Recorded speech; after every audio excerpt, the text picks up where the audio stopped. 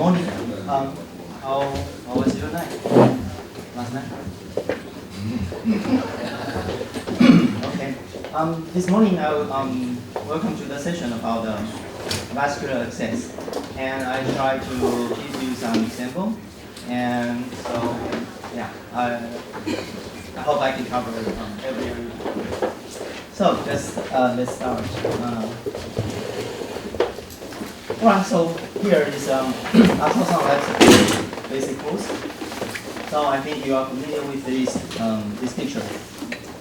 Okay, so we have A, B, C, D, E, and the resuscitation A, B, C, D, E, primary and secondary. And as you learned in ACL course in Taiwan, and after primary CABD, and then you got the IVO2 monitor, right? So for the vascular access, part is in this picture over here, right? So you use ultrasound to assist you for primary evaluation, and then you can use ultrasound for you to build out the vascular access. Okay. So when you start use ultrasound, here are some suggestions. That's a 2012 guideline. Okay. I just want to point out some points. So for the vascular access, when you are using ultrasound, you should use the frequency high or low. No one. Frequency high means penetration is low, right? I give you the better resolution for the proximal area. So you should use the 5 to 15 megahertz probe. And here is also about when you are starting to perform ultrasound, you have to put everything right, and then you start. Prepare it is, this is the first everything. So here we choose the probe. It's a linear probe. Yeah, usually it's for soft tissue. And you have to prepare it with a glove, a septic glove, because you want to use ultrasound to help you in the procedure. And usually procedure is aseptic. So with a aseptic glove, cover the probe. But usually we need a gel in the probe, right? A gel is not aseptic.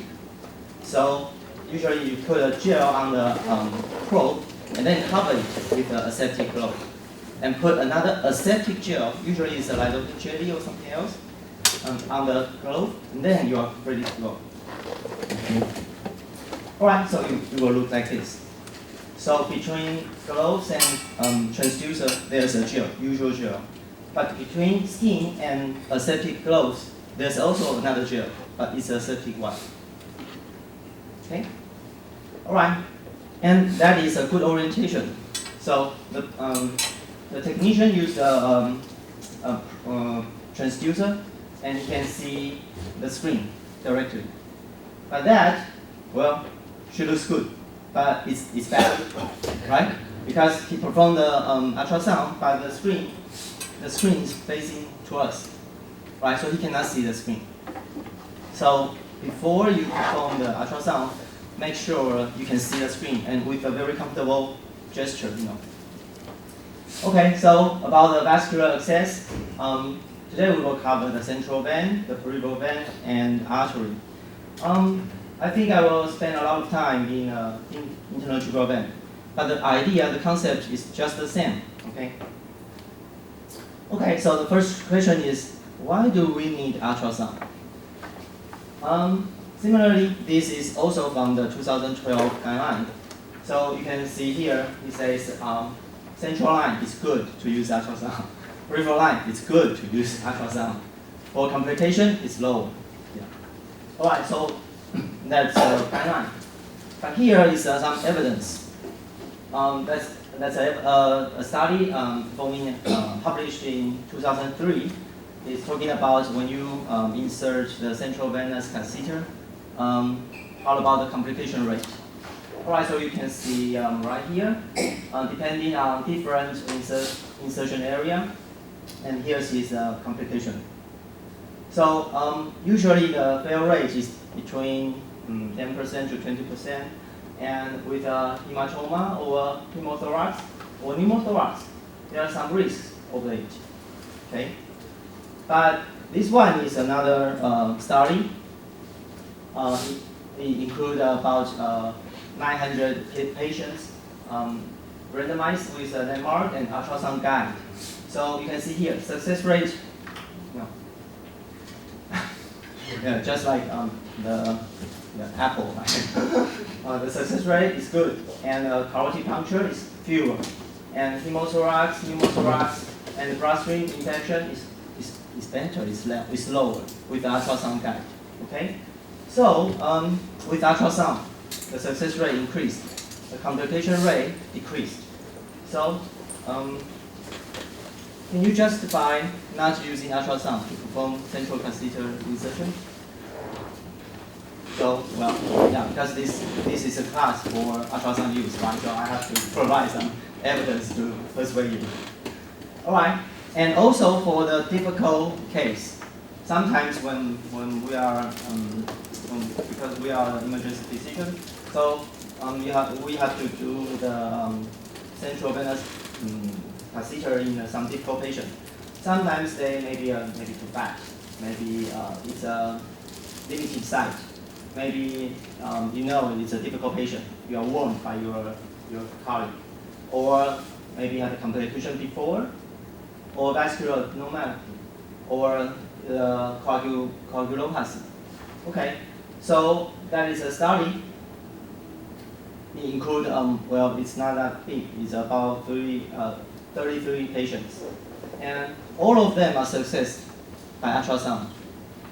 And there are 9 patients with ultrasound assisted, but 3 failed.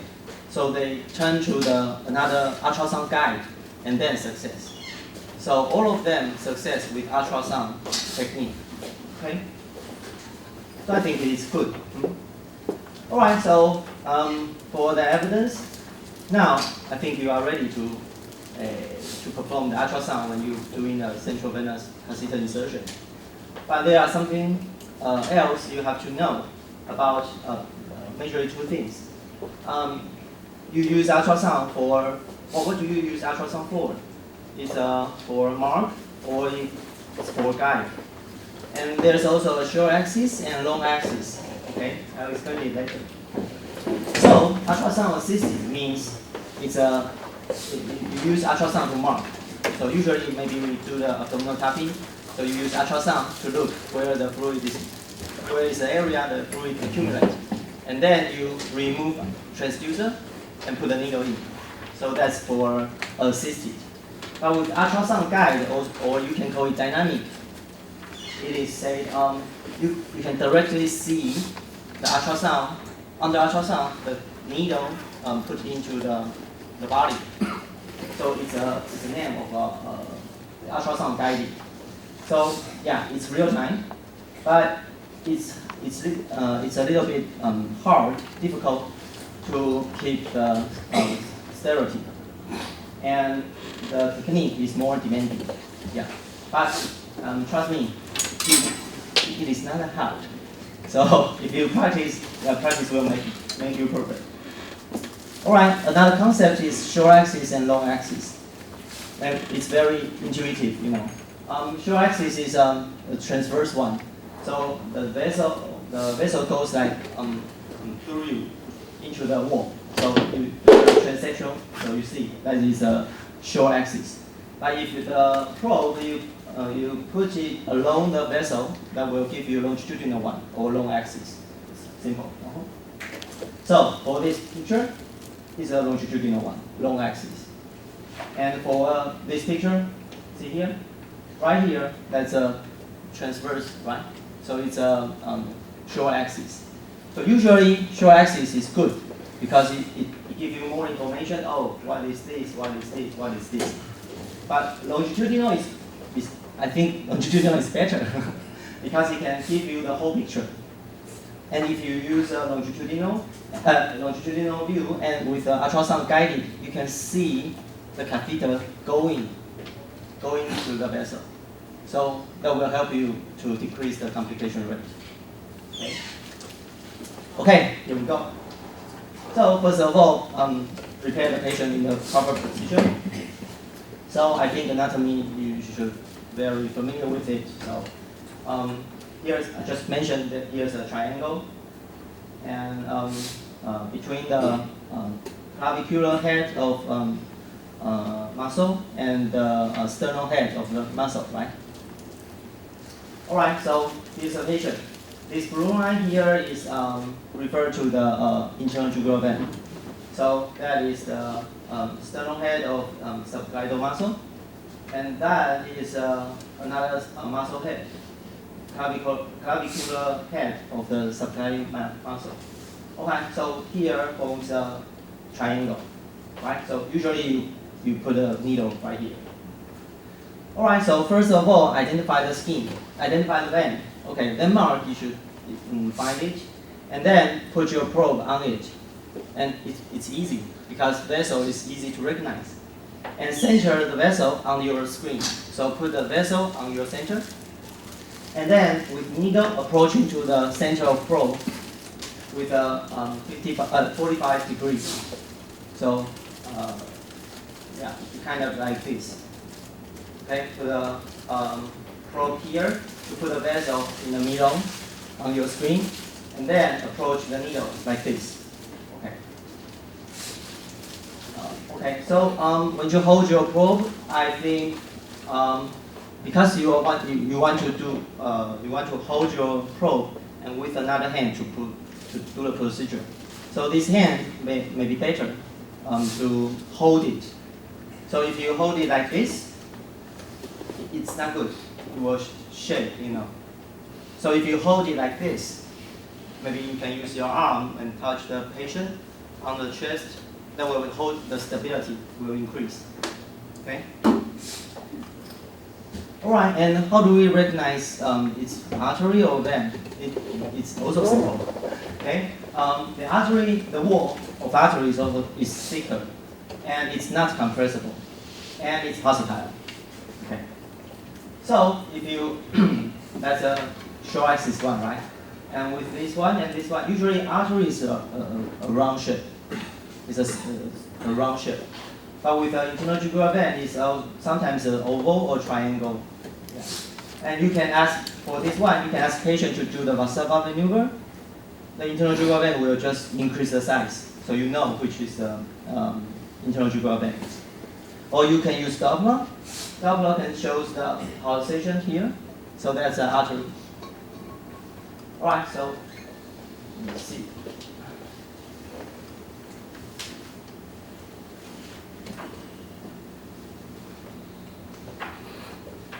All right, so right here. Oh.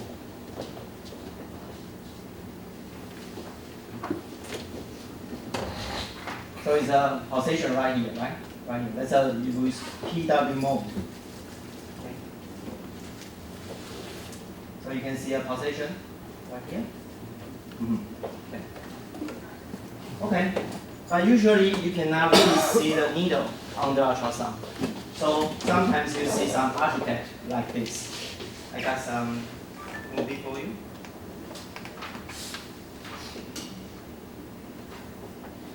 So where is the needle? It's a short video clip, so pay attention to it. Yeah, the needle is right here. See, you cannot really recognize the needle. So you recognize the needle because there's a. Sorry.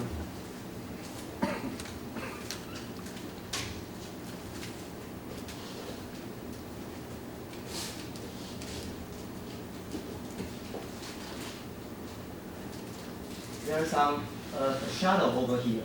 You can see there's soft tissue is it's moving, so you recognize the needle. You cannot really see the needle.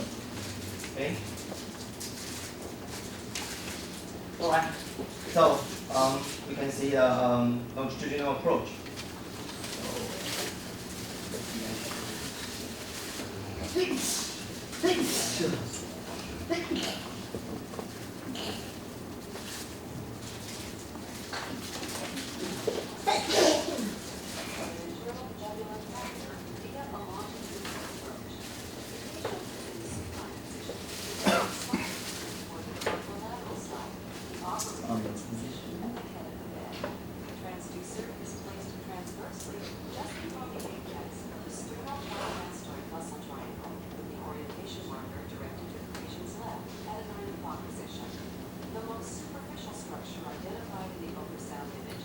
clearly?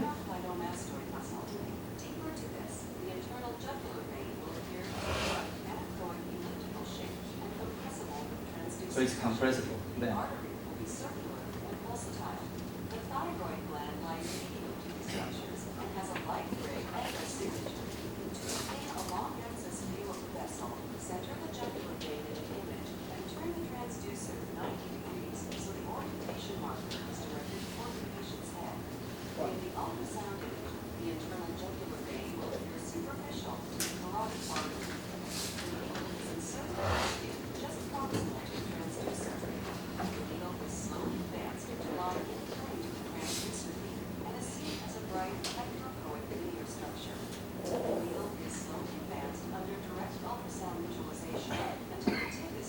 Needle is right here.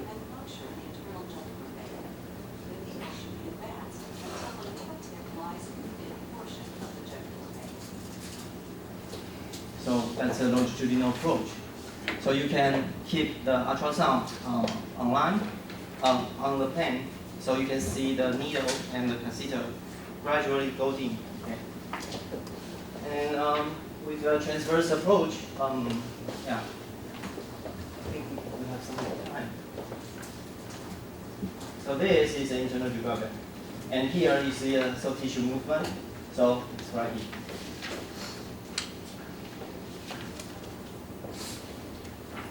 So the stability is not good, right? Because it moved, right? And oh, okay, it punctured through the vein. Okay. So that's a transverse one, short axis. Okay. So for short axis and long axis, I think there are advantage and disadvantage. For the short axis, anatomy is good, but it's easy to identify. But it's difficult to follow. So it's maybe the needle tip is over the U plane, right? So it's difficult to follow the needle. And for the longitudinal one, the depth is well thin. Needle is easy to show, but it's difficult to maintain in plane. All right. So for peripheral vein, I provide some ideas. Usually, ultrasound is your third eye. Okay. So it's best for non-palpable vein. And if you can use ultrasound to help you to build out the peripheral line, you don't have to build out the central line. And it's a determination for vascular anatomy, and you can decrease the attempt. So it's good in difficult cases. Okay. So usually we use ultrasound to assist these veins, cephalic vein, basilic vein, and the medial cubital vein. So, well, to recognize the vein is the same principle just I mentioned before. Yeah, so use compression, the vein is compressible. And it's said in a difficult patient, ultrasound is good. And this one is for the children under 3 years old. So it's good for the pediatric patients. Okay? And the last topic is about artery catheterization, which is less well, if we were an emergency physician. But I think it's good to know. So usually we put an A9 in the ICU. So usually maybe a radial artery, ulnar artery, or femoral artery, or pedis dorsalis artery. So, but you have to pay attention to the complication about arterial spasm, about infection, or thrombus formation. And there's also another meta-analysis in chest to review the study about the arterial puncture with ultrasound assisted. So you can see right here the patient number is only this one is about 100. And with ultrasound assisted, they are better with the palpation. With ultrasound assisted, the success rate is high. Okay, either this one or this one or this one is better than the, and p-value is very small. Okay, so for meta-analysis, we think the ultrasound guided is also So ultrasound guided is also a good way to help you to put an AI. And this.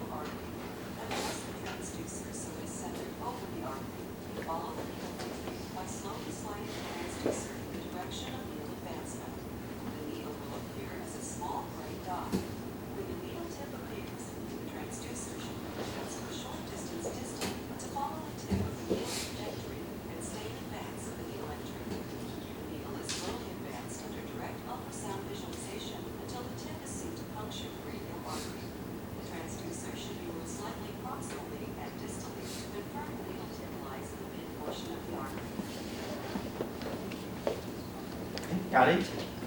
It's not that difficult, right? Alright, so here's some take-home message.